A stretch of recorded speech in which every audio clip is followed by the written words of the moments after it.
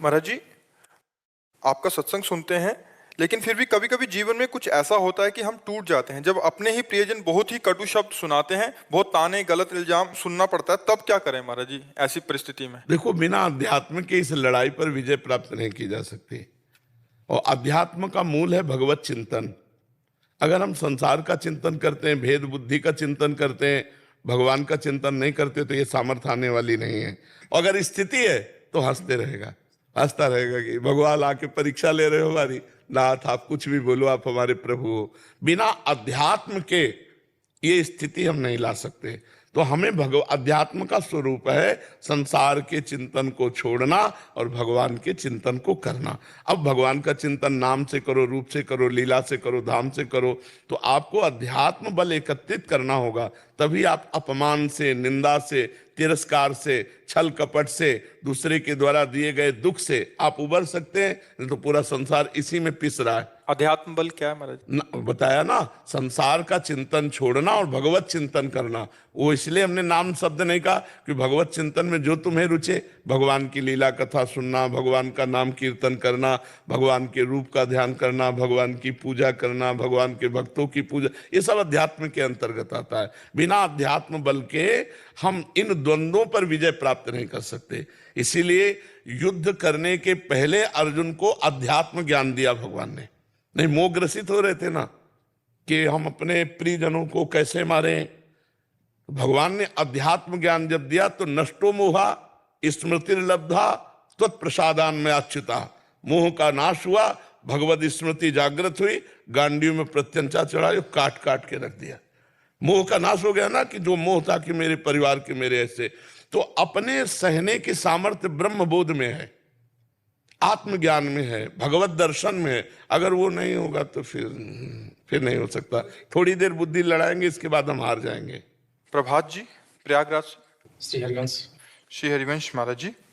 महाराज जी, कबीर साहब जी कहते हैं, पोथी पढ़ पढ़ जग मुआ, पंडित भया ना कोई, ढाई आखर प्रेम के पढ़े सो पंडित होई। महाराज जी, इसमें बाबा क्या कहना चाहते हैं? बाबा कह रहे हैं कि खूब शास्त्रों का ज्ञान है, लेकिन भगवान से प्रेम नहीं हुआ तो ज्ञान किस काम का। मान लो 18 पुराण कंठस्थ हैं, चारों वेद कंठस्थ हैं, और भगवान से प्रीति नहीं हुई, या आत्म प्रेम जागृत नहीं हुआ, तत्वबोध नहीं हुआ, फायदा क्या हुआ? आप सब पढ़े हैं तो अब जैसे गधे की पीठ में चाहे ईंट लाद दो, चाहे चंदन लाद दो, चाहे वेद लाद दो, उसको केवल भार वहन करना है। ऐसे बुद्धि में पुराणों को कंठस्थ कर लिया, लेकिन भगवान से प्रीति नहीं हुई तो बेकार। ढाई आखर प्रेम के पढ़े सो पंडित हो, अर्थात जिसके हृदय में ढाई अक्षर प्रेम ये जागृत हो गया, वो सब कुछ प्राप्त कर लिया। तो गुरु जी, यहाँ पर प्रेम क्या इंसानों से भी तात्पर्य है कि सिर्फ ईश्वर से ही? ईश्वर, जब प्रेम शब्द आएगा तो सब जगह भगवान विराजमान है। जड़ चेतन जग जीव जत, सकल राम में जान, बंदों सबके पद कमल सदा जोर जुप। इंसान ने, भगवान सब में परमात्मा भी। हाँ, सब परमात्मा ही है, सब में परमात्मा विराजमान है। एक शब्द हल्का हो गया, लेकिन गरु शब्द इससे कि सब परमात्मा ही है। जैसे पंचभूतों का शरीर, इसमें आत्म तत्व भगवान स्वरूप विराज, तो पंचभूत कौन है?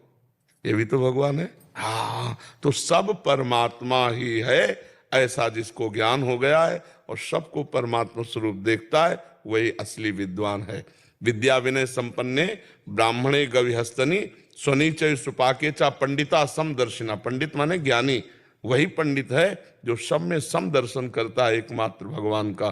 कुत्ते में, हाथी में, चांडाल में, ब्राह्मण में, सब में वो एक ही परमात्मा को जो देखता है, वही उत्तम ज्ञानी है। महाराज, उससे उसके कर्म से कोई मतलब नहीं है यहाँ पर कि वो कैसा निगेटिव कर्म कर रहा है, पॉजिटिव कर रहा है। आप फिल्म देखा है?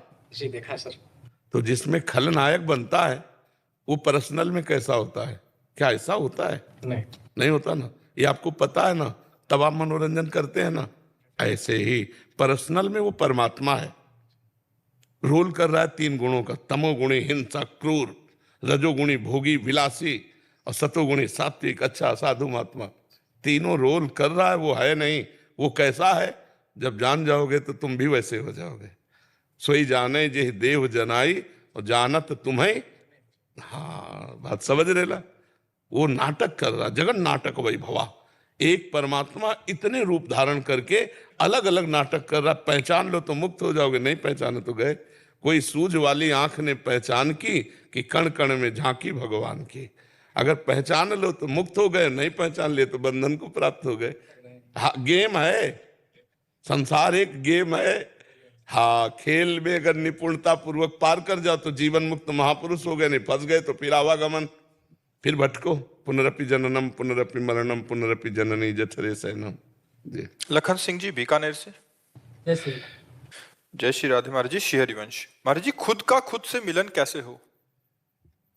पहले मानी संख्या, अगर सवाल हल करना है तो पहले मानी संख्या आत्मस्वरूप गुरुदेव, गुरुदेव की शरण में हो गए और उनके द्वारा दिए हुए नाम मंत्र का जप किया तो अज्ञान का नाश हुआ।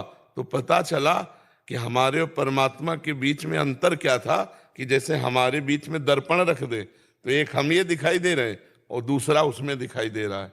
तो ये जो द्वैत दिखाई दे रहा है उसका कारण दर्पण है। जहां दर्प घसीट लो तो एक रह गया ना, तो जानत तुम्हें तुम्हें हो जाए। तो जो भ्रम द्वैत का था वो दर्पण की तरह था। जो द्वैत का भ्रम था, अज्ञान अविद्या, और जो ये अज्ञान खत्म हुआ तो खोजने के लिए जब हम चले और जब वो मिला तो खोजने वाला नहीं रहा। खोजने के लिए जब हम चले और जब वो मिला तो खोजने वाला नहीं रहा, क्योंकि जो मिला वही खुद था। पानी में मीन पियासी मोई सुन सुनी आवे हासी, कवि साहब का है। हाँ, पानी में मीन पियासी वही सुन सुनी आवे हासी। समझ पा रहे बच्चा? गुरु, उसके लिए गुरु की जरूरत होगी। बिल्कुल, बिना गुरु के अगर तुम परब्रह्म को प्राप्त कर ले तो हमें बता दो। चाहे शिव विरंच सम होई, गुरु बिनु भव निधि तरह न कोई। सेवा कुंज गए हो बच्चा? निधिवन गए हो? तो अगर जैसे सेवा कुंज नहीं गए, रंगनाथ जी नहीं गए, और कई स्थान है, इसके लिए गाइड चाहिए कि नहीं चाहिए? कोई बताने वाला चाहिए। हाँ, ये गली चाहिए, यहाँ से ऐसे मुड़ जाओ, देखो वो सेवा कुंज है, वो अमुक जगह है। तो गुरु क्या है? हमें पर अध्यात्म का गाइड है। हाँ, जो हमको सही मार्ग में ले जा करके और अनुभव कराता है। तो जो गुरु है वही आप हो। ये जब अनुभव करोगे तब आप जान जाओगे। गुरु शिष्य मानी संख्या, हल एक ही बचेगा। चाहे गुरु गुरु कह लो, चाहे शिष्य शिष्य कह लो, एक ही। गुरुजी, गुरु में क्या आसक्ति हो सकती है? हाँ, करना चाहिए। बहुत ज्यादा आसक्ति हो जाए तो उसका साइड इफेक्ट? नहीं, साइड इफेक्ट नहीं। जो आसक्ति कपिल भगवान उसमें भागवत में वर्णन किए हैं कि जैसे हम संसार में आसक्ति करते हैं तो बंधन का कारण होता है। अगर हम उसे संत और गुरु में आसक्ति करें तो मोक्ष का खुला हुआ द्वार है। अगर हम परमात्मा में आसक्ति करते हैं तो हमें बंधन तो नहीं, साइड इफेक्ट तो नहीं। तो गुरु साक्षात परब्रह्म, तस्मै श्री गुरुवे नमः। तो परब्रह्म में आसक्ति साइड इफेक्ट नहीं। आप ही को मान ले। मानी संख्या तुम्हारे हाथ में, कुछ भी मान लो। पत्थर में मान लो, पेड़ में मान लो, कहीं भी मान लो, किसी में भी मान लो, साक्षात पर। हाँ, देखो संगमरमर ही तो है ना, जो चरणों में भी बिछा रहता है वो भी तो संगमरमर होता है ना। और लेकिन जब उसकी मूर्ति बना दी गई, हमने मान लिया कि हमारे भगवान, तो भगवान की पूजा करने मात्र से उसका कल्याण होने लगता है और भगवान को प्राप्त हो जाता है। पूजा कर रहा पाषाण की और भाव आ रहे हैं भगवान के।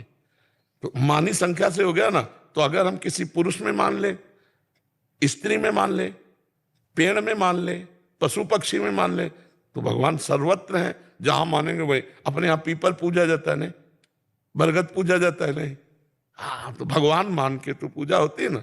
तो भगवान मान के अगर इसे भगवान मान लो और रात दिन इसी के मेरे भगवान में, यहां भगवान प्रकट हो जाएंगे। खंबे में भगवान प्रकट हो गए कि नहीं, प्रहलाद जी के द्वारा। हाँ, कहीं भी मान लो, फिर गुरु तो भगवान है ही है। गुरु भगवान तो है ही है नहीं।